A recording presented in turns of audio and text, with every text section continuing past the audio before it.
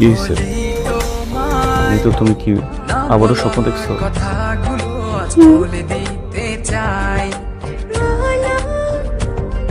সেই ঘটনার 3টা বছর হয়ে গেল।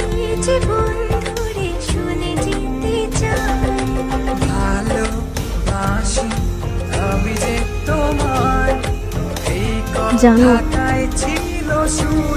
আমি না তাদের কথা কিছুতেই ভুলতে পারতেছি না।